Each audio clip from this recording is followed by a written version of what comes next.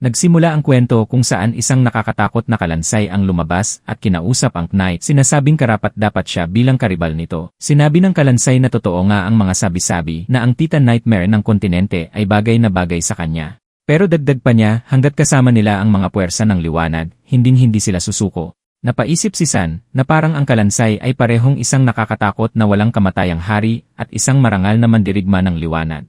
Umabot pa siya ng inom ng soda habang nag-iisip kung baka overacting lang ang labanan nila. Pero kinilala niya na ito ay isang palabas lang. Pero paano nga ba nauwi sa ganito ang lahat? Pati siya, na-stuck lang sa closet at nanonood, hindi ba siya dati ay siya rin? Biglang kumatok ang pinto ni San. May dumating na empleyado ng Special Ability Control Bureau Relocation and Investigation Department, may hawak na papel at panulat. Tinanong kung nandyan si San. Sagot ng bida, sabay ngiti ng sabi. Paliwanag ng empleyado na verify ang pagkakakilanlan niya at dapat agad siyang mag-report sa Special Abilities Control Bureau kapag siya ay naging isang awakener. Napaisip si San na ito na yata ang unang beses na nakausap niya ang isang estranghero sa loob ng 6 na buwan. Tama kayo nang narinig, hindi kasi lumalabas ang ating bida ng bahay niya at dahil tapos na ang usapan, iniisip niya na hindi na niya kailangang buksan ang pinto muli sa loob ng 6 na buwan. 2 taon na siyang hindi lumalabas. May mga nagsasabi na siya ay kawawa o walang disiplina. Pero sa totoo lang, nakita niya ang sarili bilang isang biktima ng isang baluktot na mundo. Biglang napatingin siya sa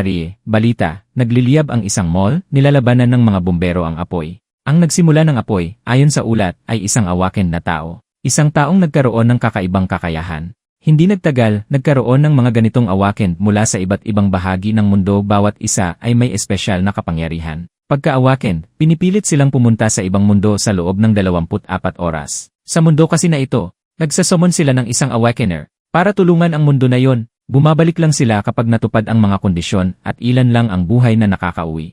Dahil sa isang pabaya at mapangahas na biro ng isang awaken, 2 taon na ang nakaraan, nawala kay San ang kanyang pamilya at isang paa. Sinubukan niyang bumangon pero tila walang saysay ang lahat. Isang araw, naupo siya sa espesyal na exercise machine para pag-ehersisyo ng kanyang mga paa.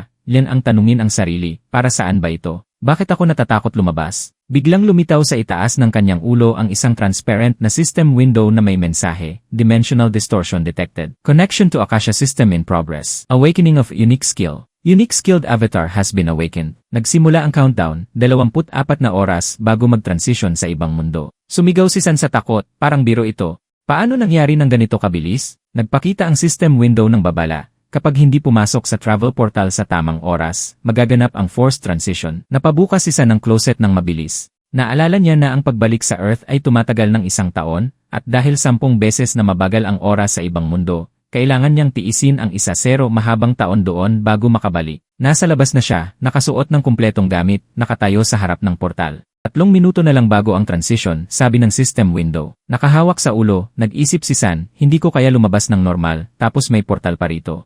Wala akong lakas o skills, paano ako mabubuhay sa ibang mundo? Bigla naalala niya ang kanyang natatanging kakayahan. Activate Avatar Skill. Sigaw niya.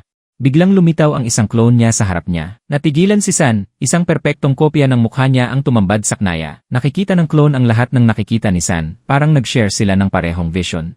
Nakakahilo ito, wika ni San habang sinusubukan kontrolin ang avatar. Napasigaw ang system window, 1 minuto na lang bago ang transition. Kung hindi pumasok sa portal, magaganap ang forced move. Sa desperasyon, yumuko si San sa dibdib ng clone at napabulong, avatar ito. Ako rin. Sa biglaang pagkilos, pinasok ni San ang avatar sa portal.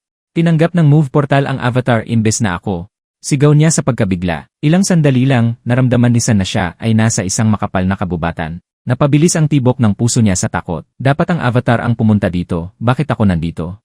Tanong niya sa sarili. Pinaliwanag ng system window na pwede siyang bumalik sa Earth gamit ang return option sa Karma Store. Pero kailangan niya munang mag-earn ng karma at 0 ang karma niya ngayon. Biglang nangitim ang paningin ni San. Hindi siya pisikal na nasa kabubatan, kundi nakikita lang niya sa mata ng avatar. Nasusuka ako, sigaw niya, at dali-dali siyang nagising sa bahay. Tumakbo sa lababo para magsuka. Pagkatapos ay huminga siya ng maluwag, at least, buhay ako pagkatapos ng move, bulong niya. Pinilit ni San na muling tawagin ang avatar. Lumabas ang isang double niya at lumapit. Anong gagawin ko sa ganitong useless na kakayahan? Tanong niya ng frustrated. Biglang lumitaw ang system window. Nakamit mo ang isang pambihirang tagumpay na kabalik ka sa Earth nang hindi gumamit ng Karma Store. Bilang bonus, may kakayahan kang mag-teleport pabalik 1 beses kada araw gamit ang portal. Tumaas ang karma niya, 1-0, 213 points. Nabigla si San, ganito karami ba ang puntos na ito dahil sa pagpapadala ng avatar lang? Para itong 10 taon na pagsisikap, paliwanag ng system, ang karma ay puntos na nakukuha base sa epekto ng tao sa ibang mundo maging mabuti, masama, o trabaho. Pwede itong gamitin para mag-upgrade ng kakayahan o makabalik sa Earth. Nag-isip si San, baka nagkamali sila. Kailangan ko pa rin bang bumalik sa ibang mundo? Ngumiti siya, hindi ko inaasahan na gagana ito, pero ayos lang. Bakit ko pa babalikan ng Earth kung nandito na ako? Nag-alok ang system na mag-upgrade ng kanyang unique skill gamit ang 300,000